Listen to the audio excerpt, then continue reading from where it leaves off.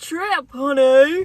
So I'm in the car, which I guess you could say is kind of fitting, but the reason I'm here is because honestly I couldn't find a good spot to film, and I was like, what the hell, let's get in the car, let's go somewhere, let's film. I think it's kind of appropriate given the topic. Now obviously this is not, do I have a niche? No, not really, let's be real here, but it's definitely very off topic. However, I still felt it was important to talk about this because it was a random idea that came to my mind, and I was like, there are so many kids out there that struggle with this shit. I struggled so bad when I was a kid with travel sickness. I'm very grateful that it never really came to vomiting, but anyway, if any of that stuff triggers you, maybe this video isn't for you, but I'd imagine the people that are here for this type of video, they're ready to listen to this type of stuff. So, little backstory, I've got my notes here. Little backstory, as a kid, I really struggled with, travel sickness. My parents always thought it would be a great idea to, especially in India, whisk us away to the most like far away places, and we would be in these like, oh god, like car journeys that would be like 4 hours plus, which was always a nightmare. I used to dread them. There was a time, bless her, one of my old best friends, we were going on a school trip and we knew again 4 hours, pit stop, middle, like 2 hours in. Poor thing, she really struggled with it as well. So like she was just casually vomiting next to me whilst I'm looking out the window desperately trying not to be sick. Like it was a whole thing. But today we're going to get into like a few light tips which I think might help you if you are a kid, or you're a person that struggles with travel sickness, or you're a person that has kids that struggle with travel sickness. My friend is here. Okay, I gotta go. I'll come back and film later. Bye. Alright, your girl is back. Thank you for bearing with me. Although for you, obviously, it's only been like a minute. I just saw my friend, it was awesome. Like, we just went for like a brunch, and then we drove to our old school, like idiots, just to like reminisce and all that shit. Anyway, we're back. I gave you my like slight backstory. Where were we? Let's grab a drink. If you have a drink, let's have a little sippity sip. I've got this. It's okay. It's not bad. I'll take it. And clearly so will my pants.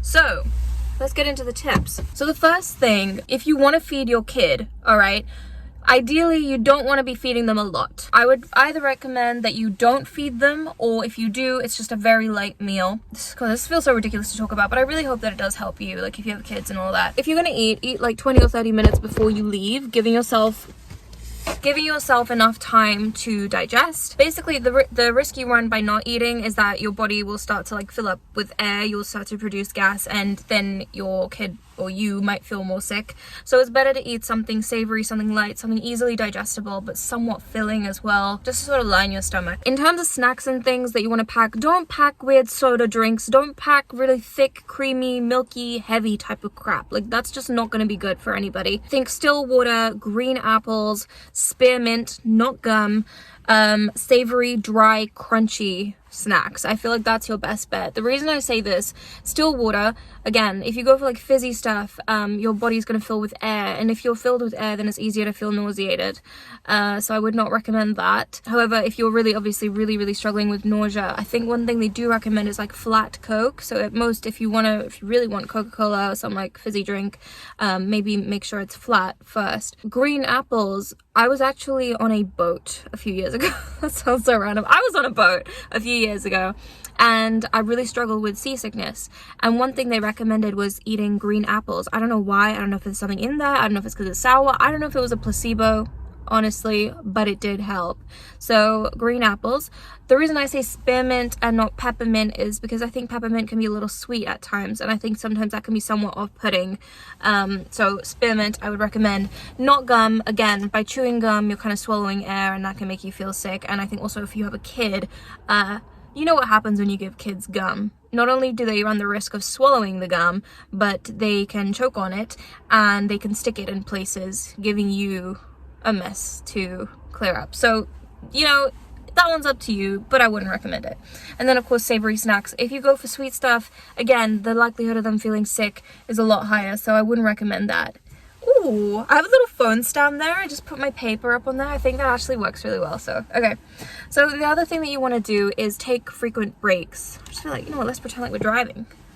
The other thing you guys want to do is you want to take frequent breaks. You know, you want to get breaks for fresh air, you want to get breaks for walking. I remember when I was a kid, that really helped. I get so sick to the point that I couldn't even feel my legs. It was like jelly. It was really weird. My whole core, it just felt like jelly and weird, and that just didn't help. But by walking, not only did the fresh air help to make my head hurt less and all of that as well, I felt like I could just take a minute to recalibrate and let my body feel like my body again and not a bowl of jello. Another thing that really helps kids is music or a DVD player. I don't know if those are still a thing nowadays, quite honestly, with these modern Gen Alpha and whatnot. Like, I don't know what these specimens do nowadays, but back in my day, my sister and I used to have the DVD player. But basically any form of entertainment that you go for your children, I would recommend something that doesn't require too much in-depth focus. Things like reading is not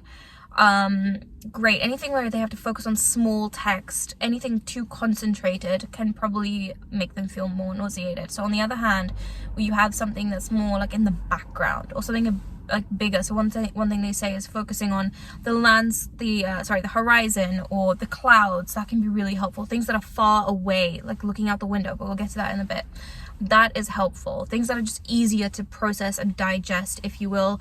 That type of stuff always helps with nausea. Keep in mind, the further back you are in the car, the more turbulence you'll experience. If you've ever been on an airplane, you know what I'm talking about. I don't know why, some physics shit, but yeah, keep that in mind. If your kid is all the way at the back and they struggle the most with car sickness or any sort of travel sickness, the likelihood of them experiencing nausea and all of that is probably a lot higher. So try and keep them closer to the car. One thing my parents used to do is they used to swap me and my sister around. So sometimes I would sit not at the front, but sit closer to the front, or other times it would be my sister, or we would take it in turns sleeping at the back. That's something else I'll get into in a bit. Yeah, if you can like take mini pillows, so obviously you guys know about like neck pillows, that type of stuff, but my dad would literally, because we didn't have, I don't know, we just didn't have neck pillows back then. We would just have little pillows. Sometimes just roll up a sweater or something like that. Obviously not we didn't have a sweater in India, but like rolling things up, laying on like a small, is it a duffel bag? Things like that can act as pillows. That's really helpful. Sleeping, honestly, even I do this on long car journeys. I just do my best to just put my music on and fall asleep, pass out. That's the best way to avoid it. So maybe even if you prefer, have a tactic where you somewhat keep your child up and then they can sleep whilst they're like during the journey. Closing the eyes always helps. Again, like I said, distance things. Also, if you position your body so that you're side on as opposed to straight, that can really help. So that's why the lying down in the back really helps. It is weird. I've also noticed, like when I'm on an airplane, if I can lie down, that's when I'll feel turbulence a lot less and I will feel less terrified and nauseous. So I'd highly recommend that, turning your body sideways. I think I had an additional point about that. I'm trying to remember.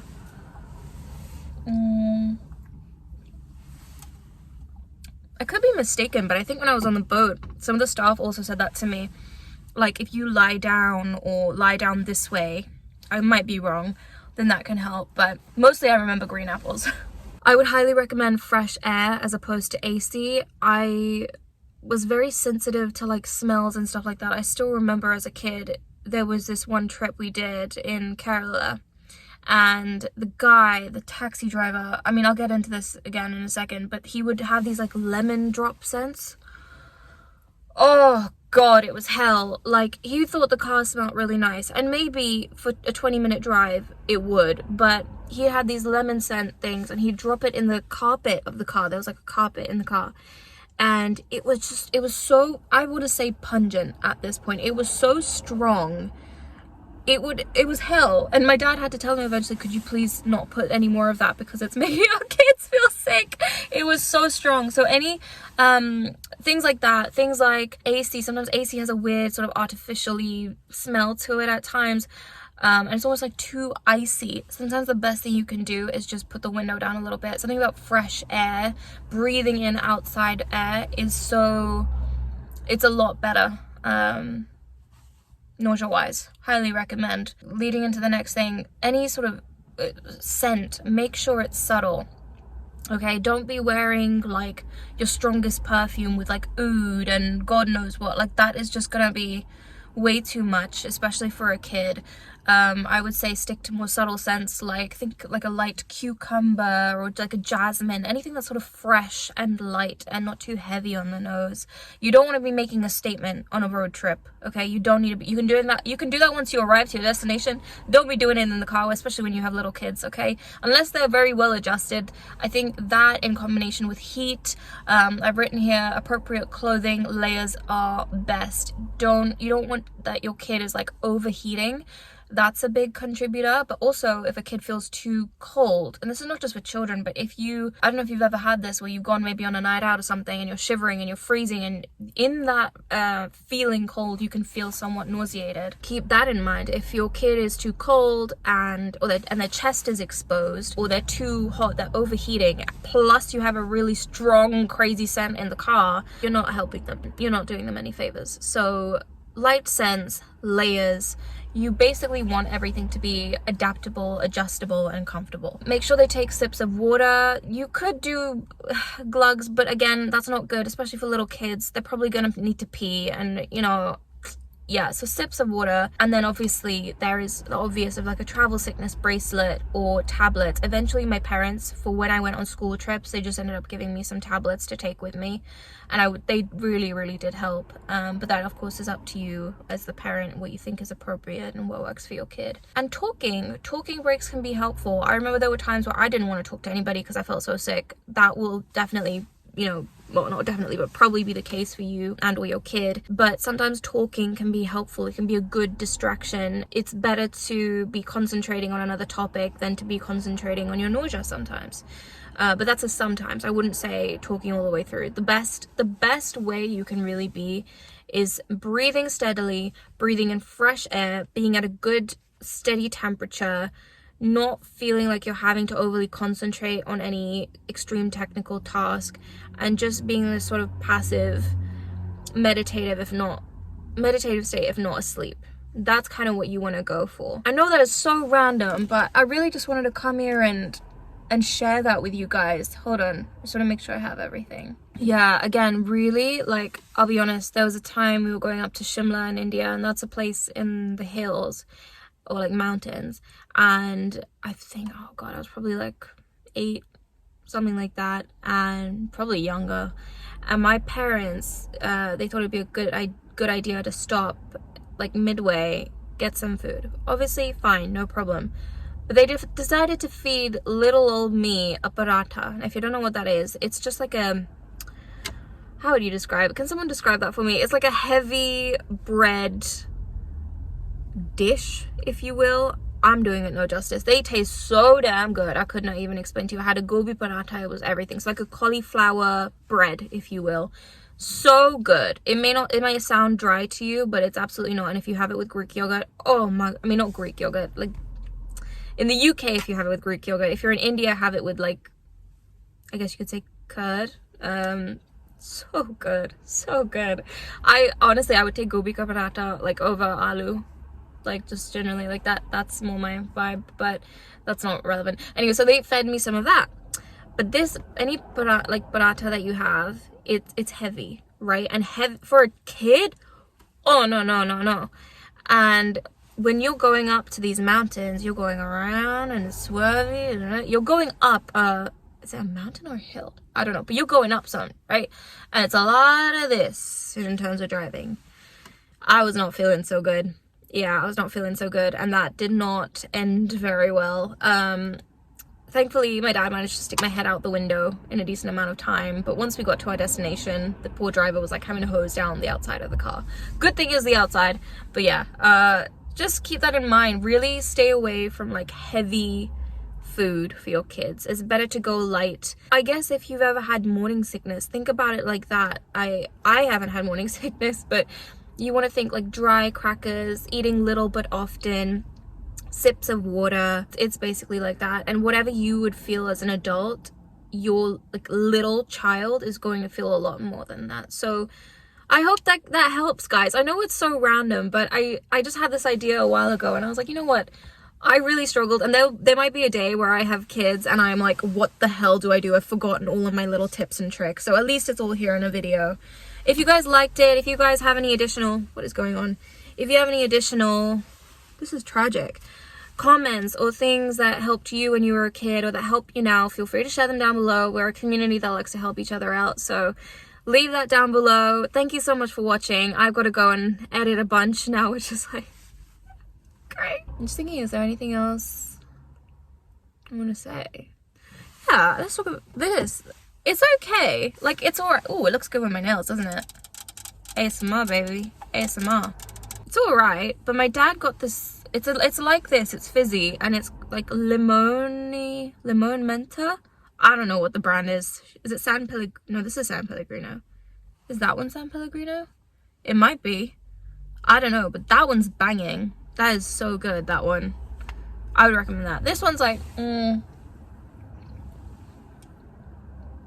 tolerable. Yeah, it's more than tolerable. It's fine. It'll do. It's a drink. I'll take it. Anyway, guys, thank you for watching. I feel like I did the right thing by coming into the car for this. I feel like my makeup's popping, ain't it? What do you think? I prefer it to yesterday's makeup. I filmed the video yesterday as well. Let me know what you think. I feel like this is my vibe, but you can see how my hair's like greasy right now. Just tried to hide it in a ponytail. Anyway, beep beep. I'm gonna go. Broom broom.